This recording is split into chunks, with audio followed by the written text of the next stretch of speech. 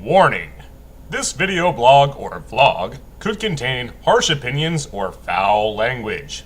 If you do not appreciate said content or material, well, you could just fuck right off.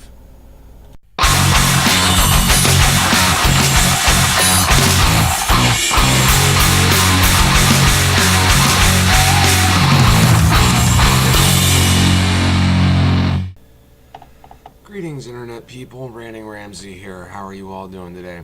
Not doing so badly.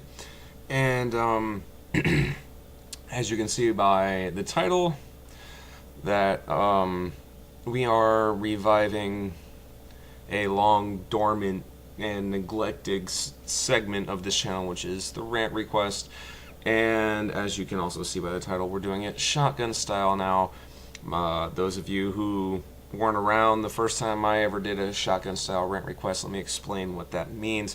Shotgun style simply means that we're just going to try to cover a few different things quickly, you know, and that there's no specific theme or anything like that. It's just a scatter shot of a few different topics, you know, hence the whole shotgun style idea. And some of these are a little old, that they were requested maybe almost a year ago in some cases, and it's something I've been meaning to try to bring back, and so maybe this is a herald of things. So let's go ahead and get right into it, and we'll have some little bullshit at the end. So the first thing that I chose was asked of me by a YouTube user of the nomenclature of EWQ123IFY, whatever that is supposed to mean. Asked me, what are my thoughts on scene, quotations, posers, and emos, was pretty much the exact question. And I gotta be honest, in my opinion, those are three completely different groups, that to lump them together is a little silly anyway, even though they do exhibit similar traits.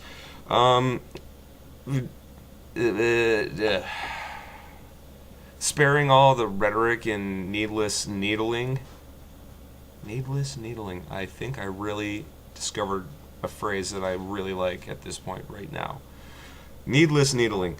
I'm going to skip all that and just say I've never really been a huge fan of their particular self-presentation, but, you know, whatever. People can dress the way they want and do what they want, you know.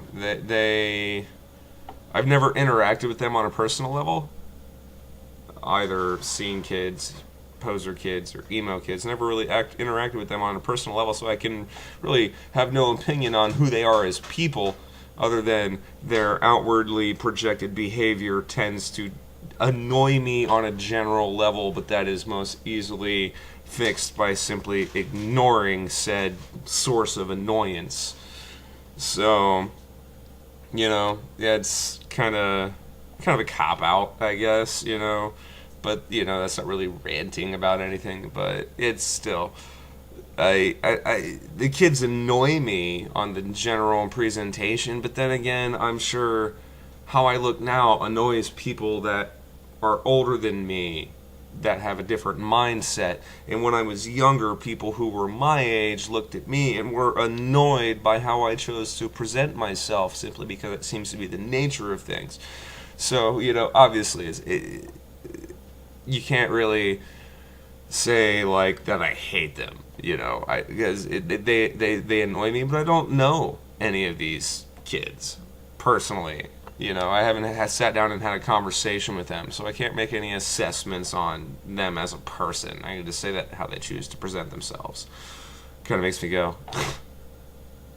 But anyway, moving on to the next thing. This came from Epic Slice of Cake, and he pretty much just presented me with a video from a couple of years ago.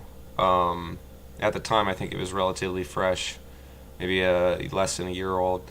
And about a toddler who falls into an African-painted dog enclosure in a zoo. I can't remember which zoo it was off the top of my head, but the video is linked in the description. It should be the second link in the description. It was apparently in Pittsburgh. A voice from beyond the curtain has told me that it was the Pittsburgh Zoo, in which and then you watch the video and this will pretty much show you what I'm talking about. But the woman was standing in an overlooking kind of enclosure with her 2-year-old son, looking at African painted dogs, which is an endangered species. And she took him and propped him up on the viewing rail, but apparently didn't hold him. She just stood him there and then took her hands off him, and the kid lost his balance and fell forward into the enclosure for the African painted dogs, which proceeded to do what any wild animal would do when they see a soft, squishy, defenseless, pink, meaty thing there to eat. They're going to follow their natural instincts and eat said vulnerable, squishy thing. And it's probably the worst example of, like, what the fuck was this parent thinking that I have ever seen in a long time.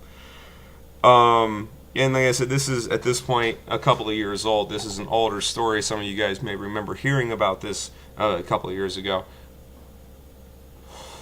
And I'm sure, I don't remember hearing much about it. I don't think I was paying attention. And so I'm sure that my general reaction, you know, is just parroting the reaction of people who have said this shit long before me, which is, holy fuck, that is the worst mother in history. It's just ridiculous. There's no reason that child ever should have fallen into that dog enclosure. It's just absolutely ridiculous. It's asinine. Fucking asinine. Moving on to the next question that I chose. This one came from a YouTube user by the name of SingleCell55. And their question was basically, hey, I know you probably get a lot of questions regarding your opinions on artists, but I'm curious, what is your opinion on Slipknot and Stone Sour? Given my choice between the two, I'd rather listen to Slipknot than Stone Sour. However, Slipknot hasn't done anything that made me even remotely interested in their music since Iowa, and I've been pretty much looking at what Stone Sour does and goes, meh, every time. They remind me a lot, like Stone Sour actually reminds me more of like Seether and Breaking Benjamin than anything else. That it's just this kind of like generic radio rock, which, don't get me wrong, my wife got me hooked on Seether. And when I'm in the mood for some generic radio rock, that's what I fucking play. So really, by my own argument, I should have Stone Sour on that same fucking playlist, because generic fucking radio rock. So, Slipknot was something different at the time. When it first really made a popular impression on mainstream music, they were different at the time. And then they released their second album, Iowa, well, their second major national album that got a lot of attention, you know. I mean, I'm sure there's probably Slipknot fanboys out there going to try to pick me apart, like, that was actually their 15th album or some stupid shit like that. Anyway, Iowa was a pretty solid metal album. I really enjoyed listening to it, the same with their previous album. And it seemed like after that, I didn't feel like they had the edge that they had, so I just kind of really stopped paying attention to them. And like I said, as for Stone Sour, you know, it's radio rock. I enjoy some radio rock every now and again, but, you know, while I say one band is greater than the other, well, you know, it's kind of like comparing apples and oranges, even though it has one member in similar, or one member in common is what I meant to say. That doesn't mean that, you know, it's like you're looking at what's supposed to be like basically a nu metal band and a radio rock metal band, you know, or rock metal, whatever you want to call it, generic metal, pop metal, you know. So you want to compare the two bands, sure, you go ahead and try to do that, but you know, it's two different animals, two different points to the expression of music. Alrighty, we got 2 more to go here. And this is, it's only at 9-10 minutes, so that's not bad. Okay. The next question was asked by SXE Hardcore Guy. I guess maybe it's supposed to say Sexy Hardcore Guy. I don't know. My thoughts on modern American pop culture versus older style pop culture. Maybe it's because I seem to have this amount of disdain towards modern society that I think older pop culture seemed to have more integrity. But perhaps if I lived in that time with the same sort of attitudes and opinions that I hold now, I wouldn't feel that way. On the general average, I feel pop culture is shit. That pop culture, so a lot of people don't realize that pop culture, it stands for popular culture, basically the most popular fucking thing at the time. And, you know, it's specifically in reference to the country in which I live, which is America, the United States of America, anyway, that it seems like the general population here is insipid and asininely stupid enough that the most popular things I find generally are the most unbearable, intolerable, just absolute pieces of shit you can imagine. So, because of that, I have a relatively negative opinion of pop culture in general. So, I compare modern pop culture to older pop culture. I mean, think about it this way. At its height, Frank Sinatra is kind of like Justin Bieber. Huh. That's kind of fucking weird to think about. And moving on to the last thing that I have on the list to cover in this video here, was requested by a YouTube user by the name of Talking Light Post, or Talkin' Light Post. There's no G in there, just Talking Light. Well, there's a G in the word light, but there's no G. Yeah. Anyway, and the question was, have you ever thought about doing a video discussing about how you feel on the paranormal / people who say they have gone to heaven? And I've kind of touched on this subject briefly in rambling parts of other videos, but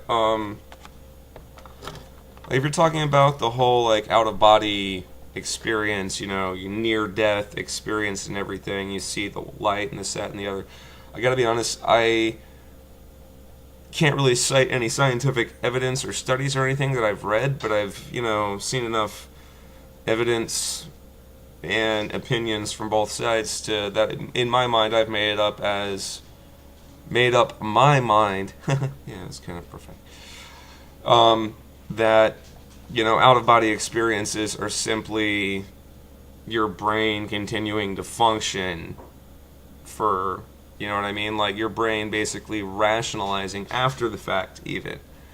That say you actually were dead for a few minutes, you completely and totally flatlined, and you saw this great tunnel and this light and this, that, and the other, and you saw that, and you were brought back to life, and then, you know, you came to and you later explained what you experienced. In my opinion, it's basically your brain making up an explanation for the fact that all other body functions ceased. You know, think about it, you know, an analogy almost like, you know, the captain of a ship, you know what I mean? Realizing that everyone else is fucking dead, or at least incapacitated. Everyone else is completely incapacitated. And you, as the captain of the ship, can't do a goddamn thing without all your fucking crew members. Can't be done. No. And then all of a sudden, through some sort of circumstance, all the other crew members revive and start doing their jobs again, and everyone is safe. Your brain will find a reason, find some way, some rationalization to make up for that. It's almost actually kind of relevant. The quote at the beginning of BioShock Infinite, which I've been playing avidly lately. I love that game. It's so much fun. And I can't remember exactly the word it says, but the subject will attempt to make up memories where none exist. That, I guess, would be the rough explanation for my opinion on, you know, the whole out-of-body or near-death experience, you know, visions and flashing, is that It's your brain rationalizing later, figuring out, attempting to sort out in a way that you can cope with, or that it can cope with. Like, well, this makes sense. This must be what happened. That's just my personal opinion. When it comes to paranormal actual activity, and I'm not talking about the movies, I mean, those were slightly entertaining. You know, like 30 minutes of boredom interjected with 15 seconds of... That was a nice effect. You know, back to 30 minutes of boredom. Anyway, I've had the same basic way is your brain is just attempting to put together something that it didn't understand. Your senses were inadequate to perceive whatever it was you did perceive or thought you perceived. That, I don't know, that I think that, yeah, basically there's a rational explanation for everything, and the people who jump to the conclusion of ghost that's a little asinine. That's a little silly. There's, in most cases, a more logical and reasonable explanation for what you saw or thought you saw. And then in the cases of videos, well, unless it comes from a reputable source with integrity, it's always subject to question and scrutiny of validity and realism. So, alrighty, that's pretty much all I have to say about those things, you guys. So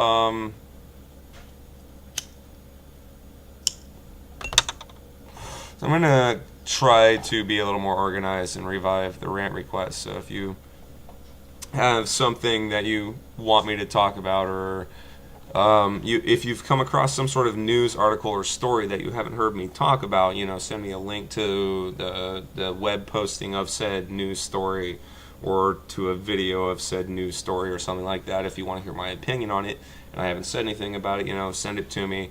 The worst thing that could happen is I will send you a message back that says, yeah, I knew about that, not going to talk about it. You know, thanks for the heads up, but sorry, not going to talk about it. And so there you go. If you have anything you just want my opinion on, or want to know how I feel.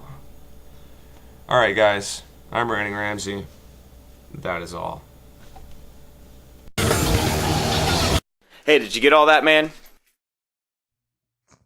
Douche.